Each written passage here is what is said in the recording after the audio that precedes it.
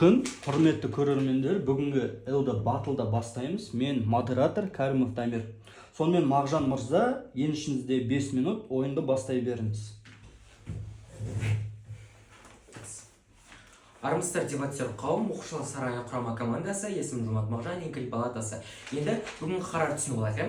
Енді әлемді бақытты қылу үшін адамзаттан бір қасиет алып тастайды. Енді мінез, қабілет, эмоция және сезім екендігін түсініп алуымыз керектігінде. Енді достар, назар түсініп алуымыз керек. То, что қазіргі менің құндылығым ол бақыт екендігінде, осыны түсініп алуымыз керектігінде. Енді мынандай түсініп алады. То, что мен мынандай мінездерді алып тастайтын болсам, қандай жетістікке жетемін деген секілді. Енді мынандай түсініп алуымыз керек. То, что егер мен бағанағы қабілетті алып тастайтын болсам, онда бүкіл әлемдік проблема болатындығын. Неге? Себебі бағанағы даму коэффициенті бізде аз болатындығын. Неге? Себебі қазіргі таңда бізде именно даму деген бізде басты фокус екендігін түсініп алуымыз керектігінде.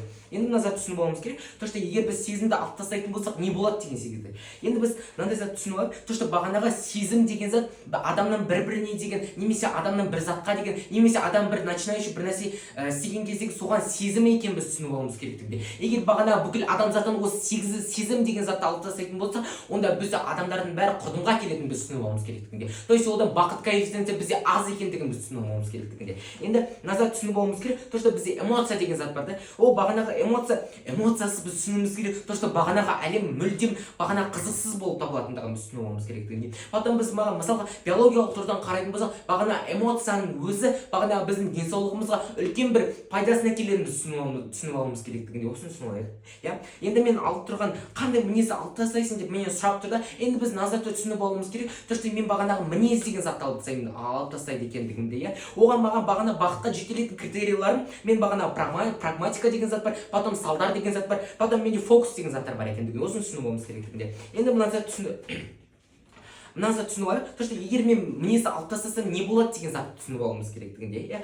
Мен дәл қазір бақыт бар бізде, біз оны мойындауымыз керек, достар. Бізде бақыт бар, но бағанағы мінезді алып тастайтын болсақ, бүкіл адамзатта, онда біздің бақыт коэффициенті вообще үлкен, вообще көп болатынын біз түсініп алуымыз керектігінде. Енді мына проблематиканы түсініп алуымыз керек. То, что қазіргі таңда бағанағы ұрыс-керістің бәрі, потом бағанағы мемлекет аралық жанжалдың бәрі, бізде қазіргі таңда бағанағы характер деген затты, мінез деген заттан пайда болып жатқандығын біз түсініп алуымыз керектігінде. Енді қазіргі таңда бізде мойындау керек. То, что менің қазір мысалға мінезім қатал болса да, менің мінезім жаман болса да, ол маған қандай плюс алып келіп жатыр деген сұраққа жауап беруіміз керектігінде.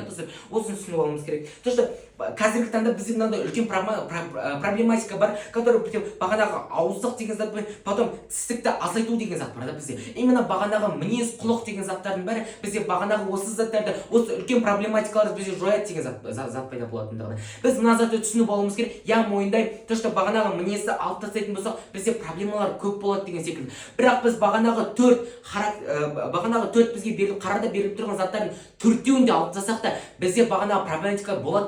Бірақ бағанағы мінезде одан азырақ болатындығын түсініп алуымыз керектігінде. Осыны түсініп алуымыз керек. Енді назар түсініп алуымыз керек. Адамда мінез болмаса, ол қалай өмір сүреді деген секілді. Біз назар түсініп алуымыз керек. То, что бағанағы өмірдің бірінші мақсаты ол бағанағы сен мінезбен өмір сүруің емес.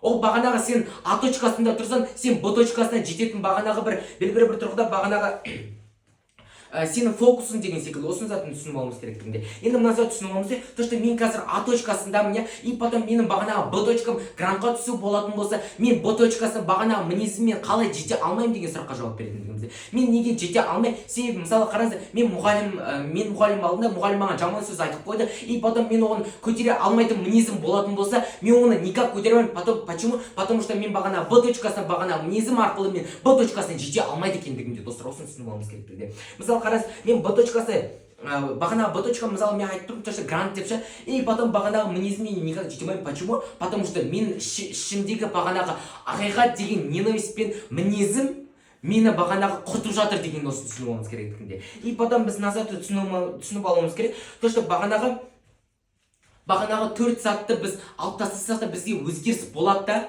бірақ ол бағанағы мен мінезім өзгеріске более ұшырайды адамдар. Почему? Потому что бағана үш зат бағана құрдымға әкеледі деген секілді түсініп алуымыз керек. Ол құрдымға әкелетін заттар бағана қабілет деген секілді, сезім деген секілді, потом эмоция деген секілді. И біз осы затты түсініп алуымыз керек. То, что бағана құрдымға әкелетін заттар біз неге біз неге адамзаттан алып тастаймыз, который біріншісі бағанағы сезім, адамдардың бір-біріне деген сүйіспеншілігі азаятын кезде, и потом эмоция деген өмірі просто қызықсыз черно-белый болып қалатын кезде деген секілді, и потом біз назар түсініп алуымыз керек, то что қабілет, сен адамның қабілетсің, сен дамуың керексің деген затты біз түсініп алуымыз керектігін, осыны түсініп, и потом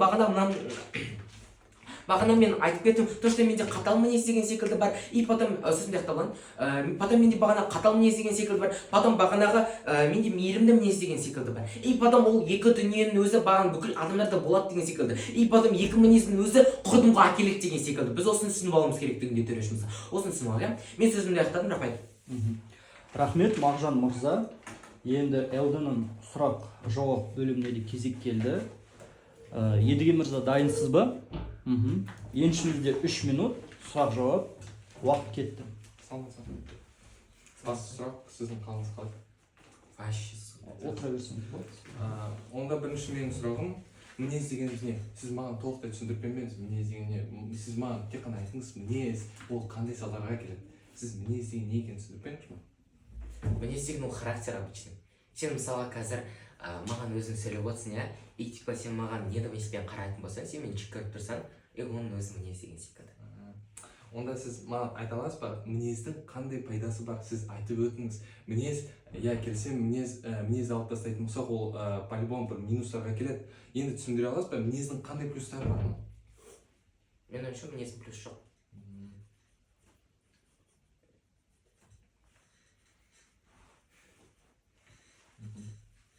Онда сіз маған өзіңіздің критерияларыңызды айта аласыз ба?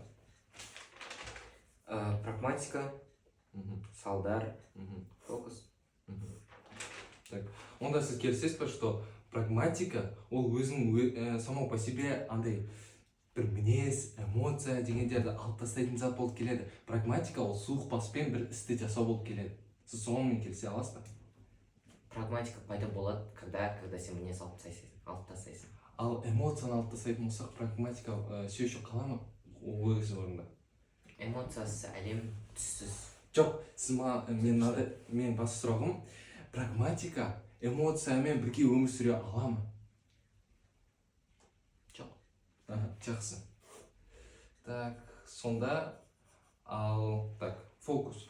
Фокус деген түсіндіре аласыз ба толықтай маған? Мен бағана соңғы пішінде айтып кеттім ғой, А точкасы мен Б точкасы деп. Типа мен Б точкам ол менің фокусым деген секілді. Бірақ сол фокус мен Б точкасына жетуде мен бағанағы мінез құлқым оған әсер етуі мүмкін деген секілді. То есть минус сторонасымен әсер етеді деген секілді. Жақсы. Түсіндіре алдым ба? Иә. Сіз айтып отырсыз. Жақсы, онда оны қалдыра салайын. Так. Онда мен былай сұрағым, егер де мен мінезді алып тастайтын болсам, ол қандай салдарға әкеле алады келешекте? Или сіз оны айтып кеттіңіз? Қандай салдарға әкеле алады дейсің ба? Адамдар бір-біріне деген сенім артады. Почему? Потому что сен қазір мысалға қарап отырсың, и типа екеуміз ренжісіп қалдық, и соның бәрінің өзі мысалы мінезден шығып тұр ғой. И типа екеуміз болашақта мінез жоқ болатын болса, біз екеуміз қырылмаймыз деген секілді. Уақыт аяқталды. Сонымен Едіге мырза, еншіңізде 6 минут, уақыт алғашқы сөзіңізден басталады. Амсалмаса салмақты жинаған қауым. Менің аты жөнім Әзімбай Едіге, және мен оқушылар сарайының құрамының командасы болып келемін. Енді алдымызға тасталынған қарар уже белгілі болып тұр, және де енді мен өзімнің дефиницияма көшеретін болсам, менің дефинициям бұл ұрлау қабілеті. Ұрлау қабілет дегеніміз не? Ұрлау қабілет дегеніміз бір адамның екінші адамнан оның сұрауынсыз, оның білімсіз затын алып қою болып келеді. Енді өзім дефинициямды түсіндіретін болсам, әлемді түсіндіріп кетейінші. Бұл тарап маған әлемді түсіндіріп кеткен жоқ. Біздің қазіргі әлеміміз, я келсем, прагматикаға өте талпынысқан, сонымен қатар мінез бен эмоцияға жақын әлем болып келеді. Енді басты қарсылығыма көшеретін болсам, ол мынандай зауыт болып келеді. Мінез, ол А точка болса болады, ал эмоция дегеніміз Б точка болады. Яғни, егер мен мінезді қазір алып тастайтын болсам, онда менің эмоцияларым жоқ болып кетеді. Қазір түсіндіріп кетейінші. Егер де менің мынандай мінезім болатын болса, жақсы мейірімді мінезім болатын болса, онда менің эмоцияларымның саны азайып кетеді. Егер де мен мінезді алып тастайтын болсам, яғни менің характерім, менің бурки характерларым, онда жаңа идеялар, жаңа заттар өш қалады. Яғни менің эмоциямның санының коэффициенті азай қалады. Сонымен қатар мынандай затты еске сақтау керекпіз. Егер де көптеген реформаторларды, көптеген политиктарды, көптеген саяси істейтін адамдарда характер болмайтын болса, мінез болмайтын болса, бұл әлемнің көптеген реформалары, көптеген заттары болмайтын еді. Яғни егер де қазіргі таңда бізде Ленин болмайтын болса, және оның характері, реформаторлық характер болмайтын болса, онда біздің тарихымызда КСРО деген әлем болмайтын еді. Ал ол неге әкелетін еді? Ол дегеніміз үшінші рейхтің мүмкіндігі, жеңу мүмкіндігіне әкелетін еді.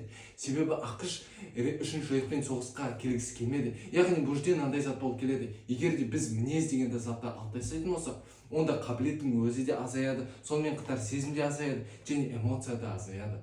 Ал менің басты идеям және менің басты құндылығым бұл мәселені шешу. Яғни бұл тараптың басты құндылығы бақыт болып келеді. Айда мынандай затты қарастырайықшы, бұл тарап мінезді алып тастайтын болса, ол тыныштыққа келеді. Сонымен келсем, айда тыныштық дегеніміз бақыт емес. Неліктен? Себебі егер де әрқашанда бізде тыныштық болатын болса, онда тыныштыққа үйрен қалған үшін, бақытқа үйрен қалған үшін біз бақыт деген затты ұмыта береміз. Яғни қазіргі 21 ғасырды қарастырайықшы. 21 ғасырда өте тыныш әлем. Яғни тарихқа қарайтын болсақ, 21 ғасырда, 20 ғасырдан, 19 ғасырдан, 18 ғасырдан қарағанша соғыс аз, аштық аз, сонымен қатар расизм, гомофобия дегендер саны аз болған үшін тыныштық бар. Ал қазіргі бақыт ықтималдығын қарастырайықшы. Бақыт ықтималдығы қазіргі жастардың өте аз болып келеді. Неге? Себебі олар тыныштыққа үйреніп қалған. Олар қазіргі заманға, қазіргі тыныштыққа үйренген үшін олар қиыншылық дегендерді ұмытып жатыр. Яғни егер де мәселе дегеніміз не? Мәселе дегеніміз ол қайтадан пайда болатын зат болып келеді. Егер де біз қазіргі мәселені шешетін болсақ, ол бізге уақыт аз ішінде бақыт береді. Ол біріншіден, екіншіден тыныштық береді. Алайда мәселе дегеніміз мәселе болмайтын еді, егер ол қайтадан пайда болмайтын болса. Яғни егер де біз ұрлау деген қабілетті алып тастайтын болсақ, онда ол коррупцияның санын азаяды. Коэффициентін азайтады. Яғни оның коэффициенті азайған үшін оның ықтималдығы, қысқа мерзімдік пайдасы өте үлкен болады. Яғни көптеген істер, мысалы ЛРТ, көптеген адамдар ЛРТ-ның жасалмауы басты идея, бастың салдары ол коррупция деп ойлайды. Егер де біз коррупция деген қабілетті алып тастайтын болсақ, онда ЛРТ-ның жасалуы ықтималы көбірек болатын еді. Яғни ол адамдарға андай бақыт беретін еді. Айда ол бақыт өте ұзақ мерзімге созылмайды. Себебі бізде басқа да проблемалар пайда болады. Енді ол проблемалар шешу үшін бізде ұрламау деген қабілет пайда болады. Ұрламау қабілетіміз деген сол соншалықты үлкен зат, өте ауқымды болып келеді. Егер де мен құндылығымның критерияларын қарастыратын болсақ, менің критерияларым біріншіден зиянсыз. Яғни егер де мен істейтін заттарым басқа адамға зиян әкелетін болса, онда ол мүлде мәнсіз зат болып келеді. Екінші, ауқымды. Егер де ол зат ауқымды болмайтын болса, және ол тек қана кішкентай бір салаға ғана арналатын болса, онда ол ауқымды емес, және оның бақыт ықтималдығы азаяды. Яғни менің әлемге деген бақыттың ықтималдығы азаяды. Және үшінші, мәселенің басын бұзу болып келеді. Егер де мынадай пословица бар ғой, рыба гниет с головы. Егер де мен ол голованы кесіп тастайтын болсам, онда рыбаның сақталып қалу ықтималдығы көбірек болады.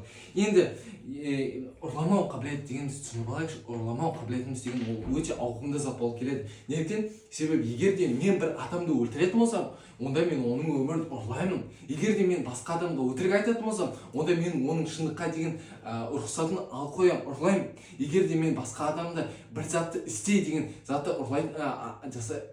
мәжбүрлететін болсам, онда мен оның құқығын бұзып, оның құқығының андай ықтималдығын ұрлап жатырмын деген мәселені зат қарастырғым келіп тұр. Сонымен қатар біздің басты білетініміз ұрлау, депутаттық, кішкентай барлық заттан андай коррупция деп есептесем болады.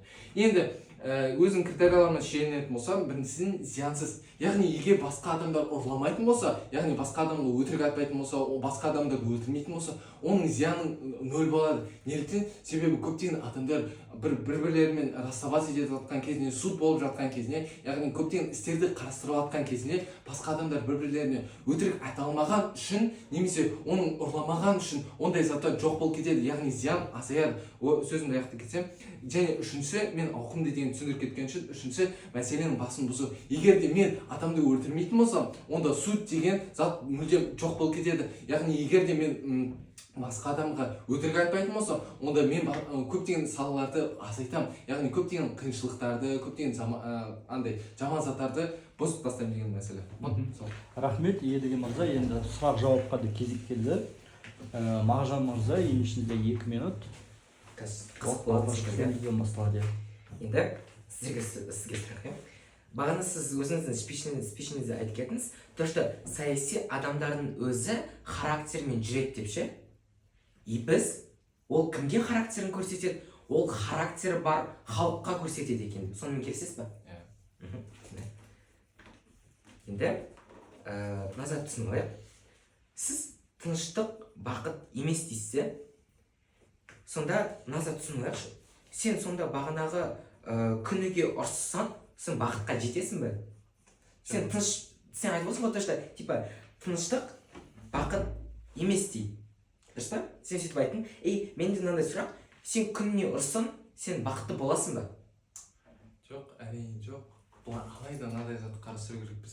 Егер де біз күні бойы тыныштықта өмір сүретін болсақ, ол бізге рутина болып қалады. Ал рутина ол бақыт деген емес. Тыныштық жаман ба сізде? Жоқ, тыныштық жаман деп айтып жатқан жоқпын. Мен жаңа айтып жатырмын, тыныштық ол бақыттың кілті емес деп айтып жатырмын. Болды. Сіз неқта айтып отырсыз? Типа ұрлау қабілеті деп басында спичіңізді айтып кеттіңіз. Типа сіздің проблематикасы ұрламау қабілеті деп ше. Но біз мына затты түсініп алуымыз керек, то что ұрлау мен ұрламау ол тәрбие екендігін. Дұрыс па? Сен типа өзің балаң болады, сен соны ұрлама деп тәрбиелейтін болсаң, сенің балаң ұрламайды, потому что ол тәрбие деген секілді. Сен мынандай типа оймен ойлап жатсың, то что бүкіл әлем ұрлықшы деген ше, типа соны алып тастау керек деген. Ал бағана кішкентай баланы тәрбиелесең, ол ұрлық деген жоқ болатындығында. Дұрыс па? Жоқ, егер де мен сіздің айтып жатқан маған сұрағыңыз ол өте тәрбиелеу мәнсіз зат болып келеді. Себебі егер де мен кішкентай баламды өзінің мінезіңді алып таста деп үйрететін болсам, ол да тәрбие болып қалады. Так что сіздің де идеяңыз мәнсіз болып қалады. Мен балама мінезімді алып таста деп айтпаймын ғой. Мен полный алып тастаймын ғой. Онда менде ұрлауды алып таста. Мен тәрбиелемеймін баламды өйтіп. Сіз тәрбиелеп отырсыз, типа алып таста деп ше. Енді уақыт аяқталды негізі. Сонымен Линкольннің сөзі еншіңізде 4 минут. Сіздің бағанағы құндылығыңыз қандай?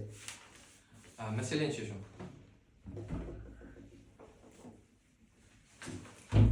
Еншіңізде 4 минут, уақыт алғашқы сөзіңізден басталады. Алайда кеттік, маған қарсы палата не көрсетіп береді екен түсініп алуымыз керектігінде.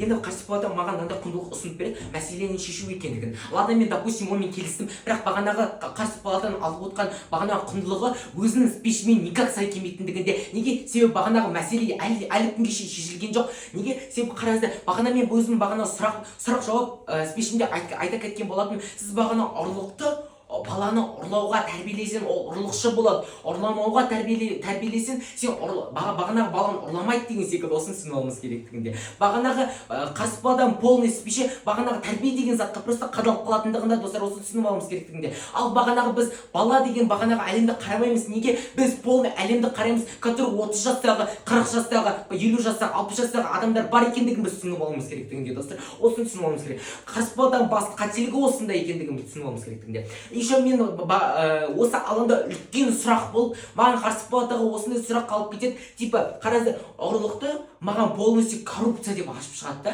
Типа, сен баланы тәрбие бересің, ұрлама деп. Ол баланы бағана ұрлама деген тәрбиені алғаннан кейін ол ұрламайды деген секілді. Осын түсініп алуымыз керектігінде. Потом қараңыздар, қарсы палата маған айтып береді, типа маған қарсы палата просто әлеммен түсіндіріп берді деп маған айтып береді. Но біз түсінуіміз керек достар, то что әлемнің өзі адам екен, адамның өзі әлем екендігін түсініп алуымыз керектігінде. Егер біз бағанағы адамның проблематикасын, оны бағана адамзатты бақытқа жетелейтін болсақ, біз полный әлемді бақытқа жетелейміз дегендігі. Неге? Себебі бағанағы адам ол әлем деген секілді. Осы бізде үлкен мәселе болып қалатындығында достар осын түсінуіміз керектігінде. И потом назатты түсініп алуымыз керек, то что бағанағы мен қойған критерийлардың бәрі менің бағанағы үшінші критерий фокус, салдар және прагматика деген заттарды маған қарсы палата ол критерияларды құлатқысы келді, мойындаймын, бірақ құлатпады деген секілді. Осыны түсініп алуымыз керектігінде. Потом мен бағанағы қазіргі адамзаттың проблематикаларын полностью сізге ұсынып берген екендігінде. Енді мына таза түсініп алуымыз керек. То что бағанағы егер бағанағы мінезді алып тастайтын болса, онда біз полностью жаңарамыз, біз дамимыз деген заттар пайда болатындығында. Енді қарсы палата маған мынандай затты ұсынып береді, то что ұрлау қабілеті просто біз алып тастаймыз деген секілді ше. Но біз мынандай затты түсініп алуымыз керек. То что бағана ұрлау қабілеті әлемдік проблема ма деген ше. Осындай бізде үлкен сұрақ қалып кетеді, осы алаңда деген секілді осыны түсінуіміз керектігінде. И потом мен бағана мынандай түсіндіріп кеткен болатын. То что қазіргі таңда бізде бүкіл әлемдік проблемалардың бәрі қайдан шығып жатыр? Именно бағанағы адам мен адам соғысы деген секілді. И потом мемлекет пен мемлекет соғысы деген секілді заттарды түсіндіріп кеткен болатын. И потом оның бәрі ауыздықтан және тістіктен және мінезден шығып отқанын біз түсініп алуымыз керектігінде достар. Именно осы заттармен мен бағана айтып кетемін. Мысалы қараңыздар, тағы да бір мысал келтірейін. Мен А точкасындамын да, и А точкасыма маған жетуге мен үлкен мінезім бар деген секілді. Осыны затын түсініп алуымыз керек. Я мен мойындаймын, то что егер мен мінезім болса мен бір достижениеға жетемін деген секілді ше. Мен оны мойындаймын, бірақ бағанағы достижение сен мінезмен жеткен достижение, ол никак саған ақталмайтындығында. Почему? Потому что сен ол бағанағы бағанағы Б точкасына жету жолында сені иттер талаған деген секілді біз заттар түсініп кететіндігіміз, иә. Енді маған мынандай заттарды мен көп түсіндіріп кеткен болатын. Бағанағы сен жаман мінезің болсын, жақсы мінезің болсын деген секілді. Ол маған қандай плюстар әкеліп, сұрақ қойып конкретно мәселе түсіндіріп берген болатын. Ал қарсы палатада ондай ештеңе мен күтпедім деген секілді осы заттарды түсініп алуымыз керектігінде. То есть қарсы палатадан бағана әлемдік проблематикасын маған толық ашып бермейтіндігі де достар осыны түсініп алуымыз керектігінде. Енді мынандай затты түсініп алуымыз керек. То что мен мойындаймын, что қазір бізде мінез деген зат бар. Егер бағанағы мінез деген затты алып тастайтын болсақ, бірақ адамның бақыт коэффициенті өте көп үлкейетіндігінде достар осыны түсініп алуымыз керек. Мен спичімді аяқтадым, рахмет сізге. Рахмет Мағжан мырза. Енді келесі кезекте Едіге мырза, бұл сіздің соңғы сөзіңіз. Еншіңізде 5 минут. Уақыт алғашқы сөзіңізден басталады. Сәттілік. Қайта саламатсыз ба? Және барлық бұл тараптың қарсылықтары өте мәнсіз болып келеді. Неліктен? Себебі бұл бағада маған просто өзім сөзден қайталап берді, және маған да ешқандай да бір қарсылық кетпеді. Бұл бағада келсем, мен мүмкін до конца түсіндіре алмаған шығармын. Мүмкін мен до конца түсіндіруге мүмкіндігім болмаған шығар. Мүмкін мен түсіндіре алмадым деген заттарды қарастырамын келіп тұр. Алайда менің басты идеям бұл ұрлау қабілетін алып тастау деген болып келеді. Неліктен? Себебі бұл более философиялық тұрғыда өте қызықты зат болып келеді. Неліктен? Себебі бүкіл әлемдік қиыншылықтар, бүкіл әлемдік проблематика, бүкіл әлемдік қиыншылықтар мен проблемалар именно сол ұрлау қабілеттен пайда болады. Неліктен? Себебі басқа адам бірінші адам екінші адамды өлтіріп жатыр, және ол проблема болып келеді. Алайда мен ұрлау қабілетін алып тастайтын болсам, онда оның өмірін ұрлауға құқы болмай қалады, яғни оны ала алмай қалады деген затты қарастырғым келіп тұр. Және бұл бағада маған тәрбие жайлы айтады, ну типа сен просто үйрет ол затты ұрламау деген қабілетті алып тастай, типа тәрбие арқылы. Айда мен былай затты түсіндіргім келіп тұр. Бұл более философиялық тұрғыда қарар, және маған қызық емес, қалай мен оны заттарды істеймін. Маған ең бастысы ол идея болып келеді. Егер де мен өзім затын істеу жолында мен қызық емес, маған істеу жолы қызық емес, маған тек қана сол салдары қызық болып тұр. Енді мынандай затты қарастырғым келіп тұр. Егер де мен басқа адам, мысалы бүкіл әлемдік саяси қарастырайықшы. Мысалы бізде соғыс болып жатыр. Соғыстың басты себебі неде? Басты себебі ол жерді алып алу, немесе оның мұнайын алып алу, немесе оның ресурстарын алып алу, адам алып алу. Және бұл ұрлау деп есептейсіз ба? Әрине ұрлау деп есептеймін. Егер де мен бүкіл адамдардан ұрлау қабілетін алып тастайтын болсам, онда ол соғысты ашуға мүмкіндігі болмайды. Егер де бүкіл әлемдік политиктер ол жалған затты айтып жатқан, дезинформацияны айтып жатқан біліп тұрып, ол дезинформацияны айтатын болса, менің әлемде, алайда егер де басқа әлемді қарастыратын болсақ, ұрлау қабілеті жоқ әлемді қарастыратын болсақ, яғни ол шындықты ұрлау мүмкіндігі болмаған үшін, ол дезинформация айтуға мүмкіндігі болмайды деген зат. Және маған бұл фантастикалық әлем деп айту мүмкін. Айда бұл қарардың өзі философиялық тұрғыда қызық болып тұрған үшін. Міне зат. Енді неліктен бұл балада өзінің құндылықтарына жетпей жатыр, өзінің критерияларына жетпей жатыр. Бірінші зат прагматика. Я мен келсем, бұл зат мынандай затты айтып жатыр. Егер де біз мінезді алып тастайтын болсақ, прагматиканың коэффициенті өседі деген мәселені айтады. Я мен онымен келсем. айды егер де біз прагматиканы алатын болсақ, онда бізде мінез, эмоция, соның барлығы азаяды. Бұл палата өзі айтып қалған. Прагматика мен эмоция бір-бірлеріне тиіспейді. Егер де біз оларды соны қабылдайтын болсақ, онда бізде мынандай затты келіп тұрмыз.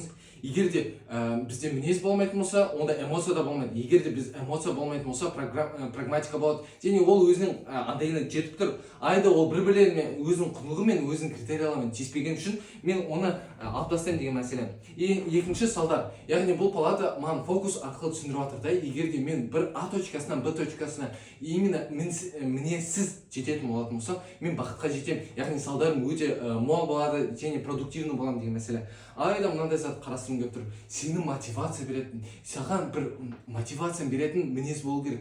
Мысалы, сенің ата-анаңда мінез болмайтын болса, яғни характер болмайтын болса, саған просто айтады, оқысаң оқы, оқымасаң оқыма қой, мен қандай ісім бар деп. Кет қалады, и сен не істейсің? Сен просто үйде жатасың. Просто жатасың да, андай қайтсам болады, құтақ теуесің дегенде болады. Яғни соған тереленіп болсам, мен бақытқа жетпеймін деген затты қарастырғым келіп тұр. Яғни осы зат арқылы мен түсіндіре аламын, салдар мен оның фокустары бір-бірлеріне жетпейді, және мен өзімнің құндылығыма жетпей қаламын деген затты қарастырғым келіп тұр. Ал мен өзімнің құндылығыма жете аламын. Неліктен? Себебі мен түсіндіріп кеттім. Егер де біз саясаттың әлемде просто коррупция деген заттарды, война деген заттарды, голод деген заттарды, өтірік айту деген заттарды алып тастайтын болсам, мен просто өзімнің әлемнің басты сөзімді аяқтайтын болсам, басты мәселелердің, басты идеяларын алып тастаймын деген затты қарастырғым келіп тұр. Және екіншісі ауқымды болып келеді. Яғни бұл бүкіл әлемге тиесілі тұр. Яғни себебі мен түсіндіріп кеттім. Бұл более философиялық, более фантастикалық әлем болып келеді. Сол үшін мен бұл әлемге жете аламын деген мәселе. Және үшіншісі зиянсыз. Яғни егер де барлық адамдардан ұрлау қабілеті алып тастайтын болсақ, мысалы малый бизнес, үлкен бизнестарды қарастыратын болсақ, оларды ұрламайтын болатын болса, онда андай малый бизнестарға пайда болады. Және сонымен қатар үлкен бизнестарға пайда болады. Және саясаттың ішкі әлеміне өте пайдалы болады, себебі коррупция болмай қалады деген мәселе. Вот, өз сөзімді аяқтадым. Рахмет, Ерге мырза. Енді бүгінгі ойынды аяқтауға Мағжан мырза, еншіңізде 3 минут. Уақыт алғашқы сөзіңізден басталады, сәттілік. Ал енді сараптамаға да жетіп қалыппыз ғой. Енді мен қазір қойылғайтын үлкен 7 нүкте бар екендігін біз түсініп алуымыз керек. Мына зат түсініп алуымыз керек. Точно қарсы палата маған бағана ұрлық жасамау деген затты маған мүлдем басқаша ашып беретіндігінде. Бағана біз просто предмет дебат арқылы қарайықшы, бағана қара не сұрап тұр, әлемді бақытты қылу үшін адамзаттан осы затқа біз мән беруіміз керектігінде. Бағана ұрлық жасамау деген заттың өзі қарсы палата маған ашып береді. Точно бағанаға бизнес, саясат деп ашып беретіндігінде, бірақ бағанаға бизнес, саясатта бізде бүкіл адамзат па деген бізде осы сұрақ қалып кететіндігінде, достар, осыны түсініп алуымыз керектігінде. Енді мына зат түсініп алуымыз керек. Точно бізде қарсы палата просто ұрлықты коррупция деп қана ашып беретіндігінде. Но біз түсініп алуымыз керек. Точно ұрлық ол бағанаға сенің сезімінің ұрлығы деген секілді болуы мүмкін, немесе махаббаттың ұрлығы, немесе мен жүрегімді ұрлап кетті деген секілді заттар болуы мүмкін деген секілді. Осыны түсініп алуымыз керектігінде. Енді мына затты түсініп алуымыз керек. Точно бағана ұрлау қабілетін алып тастау, ол тек бағанаға коррупцияның жоқтығы дейді. Қарсы палата маған полный 2/5 де маған сонда айтып беретіндігінде, достар, осыны түсініп алуымыз керектігінде. Ол бірден мардымсыз екенін біз түсініп алуымыз керектігінде. Но біз мына затты түсініп алуымыз керек. Мен осы Линкольн палатасы ретінде қарсы палатаның ұрлық, осы әлемде ұрлық бар екенін мойындаймын. Мойындаймын. Бірақ ол көп емес та біз. Предмет дебат арқылы қарайықшы, бізден қарар не сұрап тұр, қарсы палата маған не ұсынып тұр деген секілді. Бағанағы қарсы палата маған ұсынып берген заты ауқымды және мәселелі, потом бағанағы бүкіл адамзаттың проблемасын шешіп беретін, оны бақытқа жетелейтін, бүкіл әлемді бақытқа жетелейтін заттар болып табылу керектігінде. Осыны түсініп алуымыз керектігінде. Енді мына затты түсініп алуымыз керек. Сосын қарсы палата екінші спичінде шығады, философиялық қарар дейді. Достар, біз түсініп алуымыз керек. Мен де мойындаймын оның философиялық қарар екенін. И потом біз мына затты түсініп алуымыз керек. Сосын ұрлаумен сен қандай бақытқа жетесің деген сұрақ осы алаңда әлі күнге шейін қалып кететіндігінде. Мен бағана екінші спичімде осы сұрақты қайтадан қойған болатын, үшінші спичімде де қайтадан қойып жатырмын. Сараптамада, прикиньте. Ладно. Мынандай затты түсініп алуымыз керек. То что біз назар түсініп алуымыз керек, то что бізде қарар не сұрап тұр, қарсы палата просто шайып кеткен, біз түсініп алуымыз керектігінде. Енді назар түсініп алуымыз керек, то что менің критерияларыма қарсы палата просто менің критерияларыма ғана қарсылық айтып береді да. Но мен бағана қанқама менің идеяма бағанағы бұл идеяма қарсылық айтпайтындығында біз назарды түсініп алуымыз керек. То что бағанағы қарсы палата маған айтып береді, то что сен жаман мінезің сені бағана прогресске апарады дейді да. Ну біз назарды түсініп алуымыз керек. То что сенің бағанағы жаман мінезің бағанағы прогресске мотивация жасай ма және прогресске жете ма деген затты түсініп алуымыз керектігінде. Иә, енді мыназарды түсініп алуымыз керек. То что кассадай қалсайшы. Енді мыназарды түсініп алуымыз керек. То что қарсы палата маған бизнес, саясат деп айтады да. Но мен бағана айтып кеткен болатын. Типа бағанағы бүкіл адамдардың бәрі саясат пен бизнестен жүрма дегенше. Бағанағы болмыс, анау деген қаны нәсілді адамдар деген заттар, олардың бәрі бизнесте жүрма деген сұрақ әлі күнге шейін бізде қалып кететіндігінде. Вот сол үшін қарсы палатаның бүкіл маған айтқан заттары мардымсыз екенін біз түсініп алуымыз керектігінде. Және қарсы палатаның бүкіл алаңы релевантсыз екенін біз түсініп алуымыз керектігінде, достар. Рахмет, мен сөзімді аяқтадым. Сонымен ойында қарсылас болсаңыздар да өмірде дос болыңыздар. Бүгінгі LD Battle аяқталды. Ойындарыңызға көп рахмет.